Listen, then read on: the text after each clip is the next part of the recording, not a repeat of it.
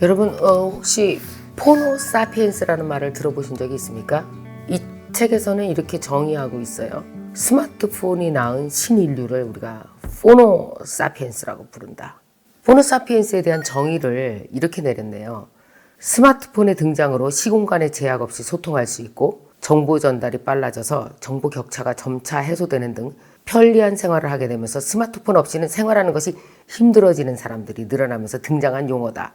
영국의 경제주간지 이코노미스트가 지혜가 있는 인간이라는 의미의 호모 사피엔스에 빗대어 지혜가 있는 폰을 쓰는 인간이다 라고 부른 데서 나왔답니다. 이 포노 사피엔스가요. 아침에 저 일어날 때 이걸로 알람 맞춥니다. 여러분도 그러시지 않나요? 그리고 아침에 일어나서 바로 혹시 카톡 온 거 없나? 메일 온 거 없나? 확인합니다. 뭐 좀 살 거 없나? 그래서 인스타에 들어가서 여름 모자 이렇게 쳤더니 여름 모자가 쫙 나옵니다. 그 중에 되게 괜찮은 인플루언서가 소개한 모자를 링크 타고 들어가서 삽니다. 그러고 보니까 TV 홈쇼핑 안 들어간 지가 오래된 것 같은데요. 그리고 나서 어디 가려고 그러니까 카카오 택시를 불러야겠네요. 카카오 앱 들어가서 카카오 택시를 내가 있는 곳, 내가 갈 곳 정리해서 택시를 타고 갑니다. 돈은 낼 필요 없어요. 이미 카카오 택시에 제 카드를 올려놨거든요. 돈 보낼 때가 있어요. 은행 앱에 들어가서 인터넷 모바일 뱅킹으로 돈을 보냅니다. 당연히 뉴스도 여기서 보는 건 기본이고요. 비행기 티켓도 어플리케이션으로 예약합니다. 호텔도 저는 호텔스.com 들어가서 여기서 예약하고 여기서 결제 다 하고 그리고 리워드 받아서 10박 하면은 1박 공짜. 너무 좋아합니다, 제가. 그리고 당연히 저는 유튜브를 하는 사람이니까 유튜브를 하루에 20번도 더 확인을 하죠. 댓글도 확인하고. 나 이거 없으면 못 살겠네요. 그래서 그런지 집에서 나왔는데 지갑을 두고 나온 날은 그냥 포기하고 나갑니다. 도로 들어가기 귀찮으니까. 근데 만약에 여러분 휴대폰을 두고 나왔다. 그러면 다 두고 나온 거예요. 여기에 돈도 들었고 다 들었어요. 못 살아요. 하루 종일 불편해서. 왜 내가 집에 들어가서 휴대폰 도로 들고 나오는지 아세요? 여러분도 그러잖아요. 왜 그런지 아세요? 신체 일부분이니까요. 그러니까 말하자면 얘가 잘려서 나간 거잖아요. 손을 쓸 수가 없어요. 손을 쓸 수가 없어. 그러니까 들어가야죠. 그래서 손에 딱 붙어 있으라고 요거까지 붙였습니다. BTS로. 제가 BTS 팬이거든요. 사진도 찍는 게 일상입니다. 괜찮은 거 있으면 찍고 괜찮은데 서 있는 나도 찍고 찍은 다음에 올리고 올린 다음에 사람들이랑 소통하고 모든 게 다 이걸로 연결돼 있어요. 내 개인 은행 계좌서부터 돈 쓰는 거, 택시 타고 어디 가는 거, 여행 가는 거, 공부하는 거, 그 다음에 뭔가 자료를 읽는 거, 그 다음에 영화를 보는 거, 정보를 공유하는 거, 내 거 보내는 거, 통화하는 거 몽땅 여기 연결돼 있어요. 여러분 10여 년 전까지만 해도 우리는 이걸로 전화만 했습니다. 스마트폰이 별로 필요 없었어요. 근데 이제는 어때요? 세상이 다 여기 들어와 있습니다. 온 세상이 여기 들어와 있어서 이거를 외면하면 살 수가 없어요. 여러분은 포노사피엔스십니까? 예스. 맞습니다. 그렇죠? 여러분은 포노사피엔스예요. 근데 이 포노사피엔스가 맞는 것 같기는 한데 그러면은 도대체 이 휴대폰 안에서 어떤 일이 벌어지고 있고 세상이 이걸 나를 어디로 끌고 가는 건지 아니면 나는 이 포노사피엔스 중에서도 레벨이 10단계 있다 그러면 나는 레벨 1 포노사피엔스인지 아니면 레벨 10 포노사피엔스인지 그러면 세상이 다 여기 들어와 있다면 모든 사람은 돈을 여기서 벌겠네? 그러면 이걸 모르면 결국은 재미도 없고 아니면 은행 가는 것도 힘들어지고 일상생활도 힘들어지고 돈도 못 벌겠네? 도대체 뭔 일이 벌어지는 거야? 혹시 좀 불안하다는 생각을 하신 적이 없으십니까? 만약에 조금이라도 세상 사는 데 있어서 뭔가 약간 불안감을 느끼셨다면 저는 여러분에게 꼭 이 책을 읽으라고 권하고 싶습니다. 사실 이 책을 읽고 나서 제가 궁금했던 거 다 풀렸어요. 제가 불안했던 거 다 풀렸어요. 모든 의문이 풀렸어요. 저도 포노사피엔스긴 한데 나이가 56세나 돼서 모르는 게 너무 많아요. 이 책을 읽은 결과부터 말씀드릴게요. 이 책을 읽은 결과는 나는 포노사피엔스의 5단계 정도이며 여기서 일어나는 모든 일의 10%밖에 이해하고 있지 못하는구나. 그래서 내가 여기에 있는 이해도를 10%지만 이 책을 읽으면은 약 한 50%까지는 올라갈 수 있고 50%까지만 끌어올리면 비즈니스를 하는 능력이 달라지고 세상을 사는 재미가 달라지고 30년 젊게 살 수 있겠구나 라는 느낌이 들었습니다. 그래서 이 책은요 안티에이징 책이에요. 그리고 뭐냐면 사는데 자신감을 느끼게 해줘요. 왜냐? 불안이 없어지니까요. 그리고 어떤 비즈니스를 하건 간에 이 법칙을 모르고 나서는 도저히 살 수가 없잖아요. 그래서 미래에 대해서 자신감 있게 살게 하는 책이 바로 이 책입니다. 이 책은 여러분 신체 일부분에 관한 이야기입니다. 근데 대부분 이런 책을 다 어렵게 써요. 사피엔스도 어렵고 포노도 어렵고 4차 산업혁명도 어렵고 디지털 기반 4차 산업도 어렵고 플랫폼 기반 비즈니스도 어렵고 다 어려워요. 이걸 따로따로 책으로 읽으려면 여러분 30권 읽었어야 될 거예요. 이 책을. 그러니까 이거에 관련된 책. 여기에 뭔 일이 일어나는지 알려면 여러분 30권의 책을 각각 다 읽어야 된다고요. 최재분 교수님이라는 사람한테 푹 빠져갖고 이분 영상을 엄청 찾아서 봤어요. 이 책을 읽으면서. 이 책을 쓰신 최재분 교수는 성균관대학교 서비스 융합 디자인학과 기계공학부 교수입니다. 기계공학부 교수면 엄청 책을 기계적으로 써야 되잖아요. 어렵게 막 숫자 들어가고 이해도 못하는 말로. 근데 이분 참 괜찮더라고요. 다행히 이분이 문명을 읽는 공학자랍니다. 그래서 이분은 뭐에 관심이 많으냐 하면요. 잠깐만. 또 얘가 손이 말을 거네. 잠깐 있어라. 좀 떨어져 있어 봐봐. 이분은 사람 중심으로 접근하는 공학자의 길을 걷기 시작했습니다. 그래서 진화론, 심리학, 디자인, 인문학 이런 것들에 관심이 되게 많으세요. 그래서 기계공학부 교수인데 문화에 접근해서 사람의 심리에 접근해서 도대체 무슨 일이 일어나고 있는지를 우리 사람들에게 너무 쉽게 30권을 읽어야 될 책을 이 한 권에 담았습니다. 그래서 제가 이 책을 중간쯤 읽으면서 마음이 급해져서 우리 직원들에게 얘기했어요. 우리 서유영부산 본부장에게 이거 직원들 필독서다. 내가 다 사줄 테니까 다 읽으라고 해라. 그리고 내가 아끼는 사람들에게 다 한 권씩. 그리고 또 하나 반드시 이 책을 주고 싶은 사람이 누구였는지 아세요? 최고의 포노 사피엔스는 누구냐 하면은 지금 8단계까지 와 있는 애가 있습니다. 그게 바로 중3 우리 딸입니다. 근데 걔는 이걸 알아야만 앞으로 이 세상에서 능력을 발휘하고 살 수 있잖아요.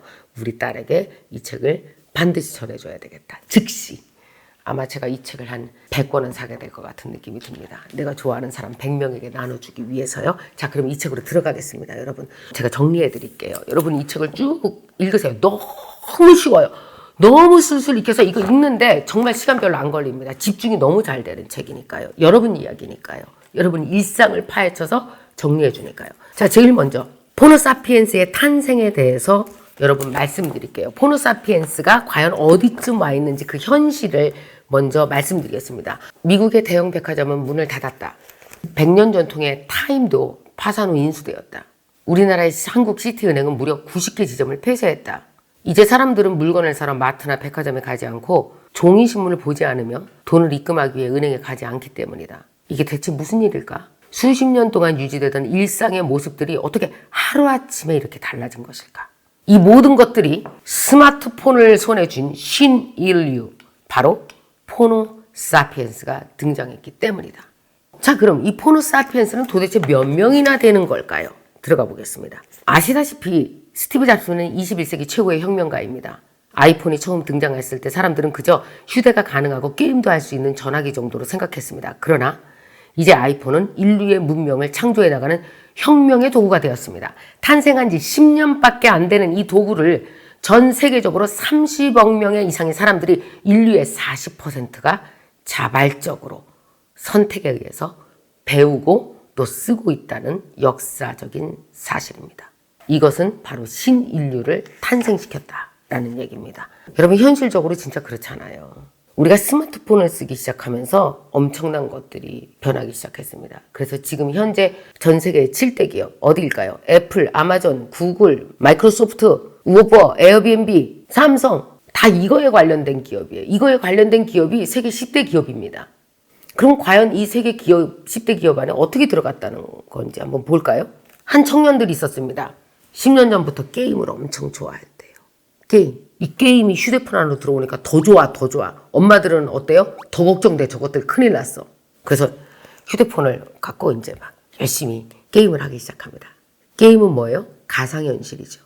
작은 하나의 군인으로부터 영주가 되기까지 막 아이템을 획득하면서 막 이 사람과 거래하고 저 사람과 거래하고 같이 힘을 합치기도 하고 가상의 사람들끼리 모여서 막 신나게 게임을 합니다. 이걸 즐기던 친구들이 이런 생각을 하게 된 거예요.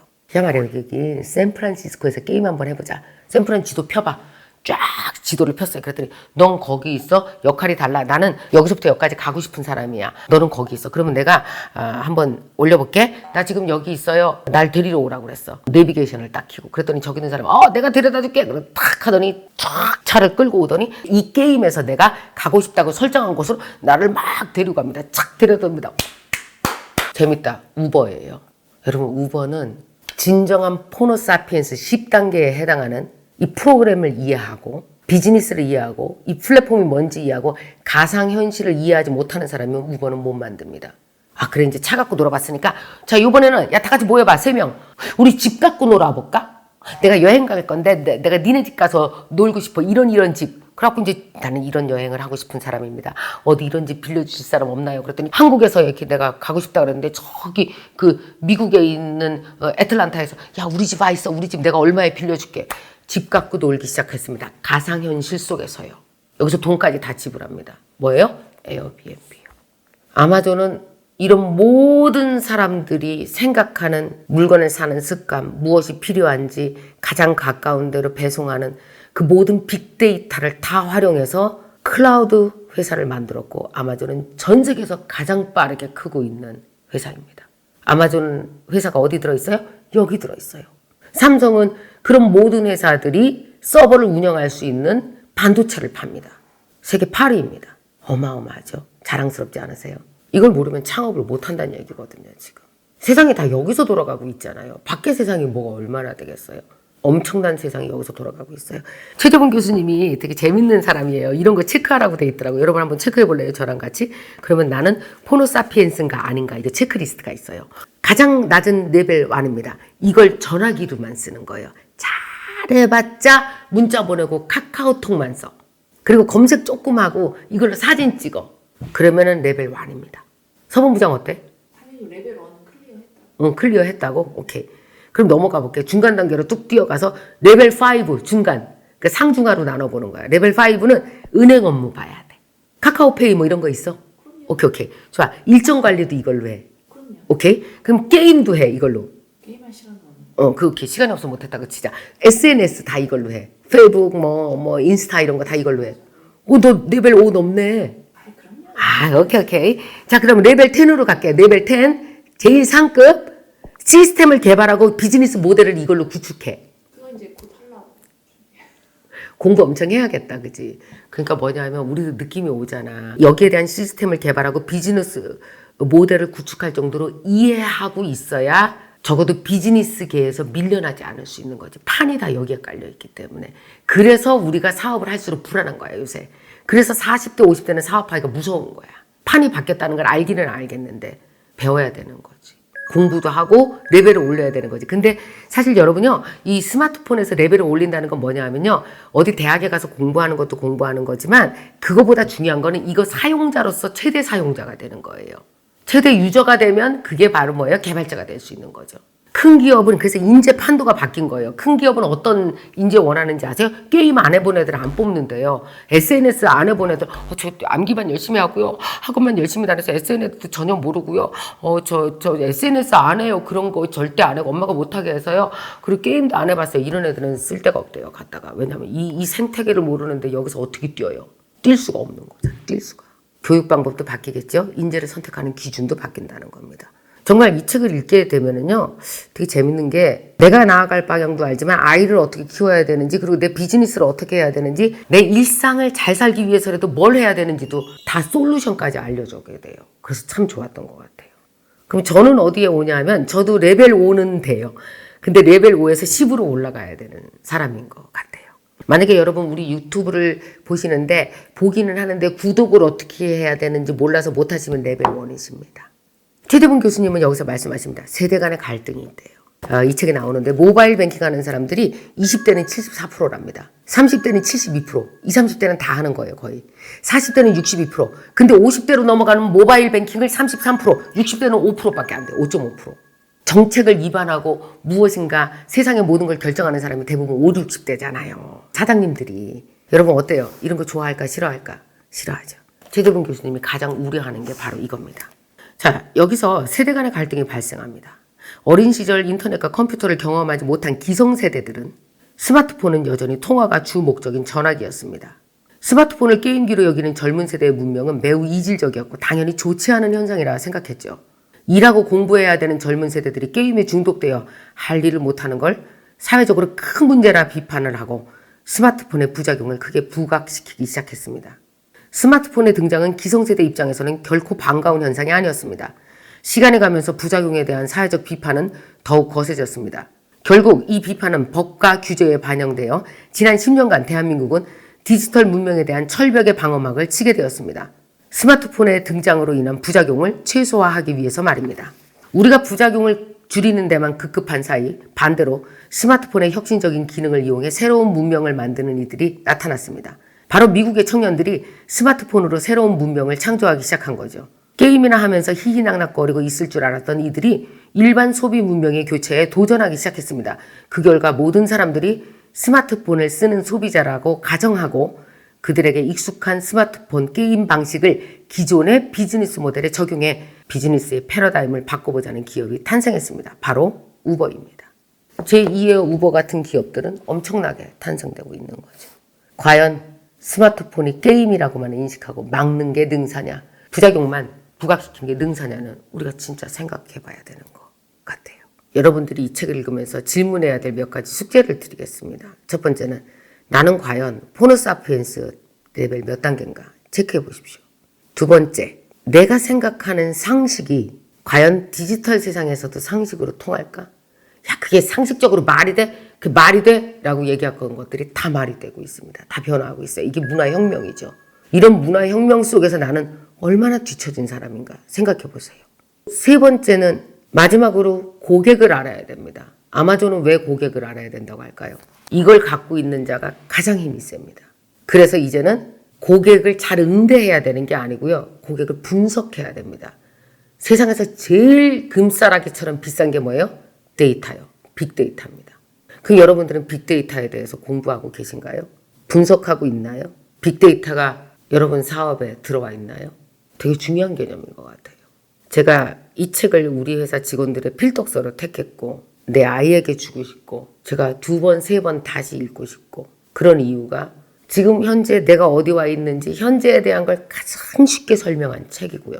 여러분이 돈을 벌 수 있는 사업 아이디어도 여기서 얻으실 수 있고요. 여러분 50대 이후의 삶의 질을 어떻게 내가 스스로 만들어 나가야 되는지도 솔루션이 이 책에 있습니다. 아주 쉽게 쓰여진 책이니까 여러분 꼭 읽어보시고 여러분만의 디지털 세상에서 내가 미래를 어떻게 살아갈 것인지 삶과 돈과 연결 그 모든 것들에 대해서 여러분 이 책에서 해답을 찾으셨으면 좋겠습니다. 어렵지 않습니다. 되게 쉽게 쓰여진 책이라 해답도 여러분이 아주 쉽게 우리 북드라마의 책을 벌써 10권 정도 읽으신 분이라면 너무 쉽게 이 책을 이해하고 솔루션도 스스로 찾아나갈 수 있을 거라고 생각이 듭니다. 마지막으로 여러분에게 북액션 드리겠습니다. 북액션은 뭐냐면요. 이 책을 읽어보시고 나는 안 읽어봐도 얘기할 수 있을 것 같아요. 이거는. 여러분은 포노사피엔스의 몇 단계입니까? 1에서 10단계쯤으로 봤을 때 여러분은 과연 나는 몇 단계인지 여러분 써주시기 바랍니다. 그리고 참 마지막으로요. 제가 최재분 교수님을 너무 모시고 싶은 거예요. 우리 김미경 TV에. 그래서 특히 또 우리 김미경 캠퍼스에서 열심히 공부하시는 열정대학생 분들에게 정말 심화과정으로 이걸 들려드리고 싶단 말이에요. 최재분 교수님 꼭 나와달라고 여러분이 좋아요를 막 눌러주세요. 이 영상 밑에 좋아요가 1000개 이상 달리면 바로 최재분 교수님에게 이걸 캡처해서 보내서 이렇게 사람들이 여러 가지 교수님을 원하니 나오십사 하고 제가 요청드리도록 하겠습니다. 자, 여러분 좋은 책 읽으시고 현재에 대한 솔루션 꼭 찾아가시기 바랍니다.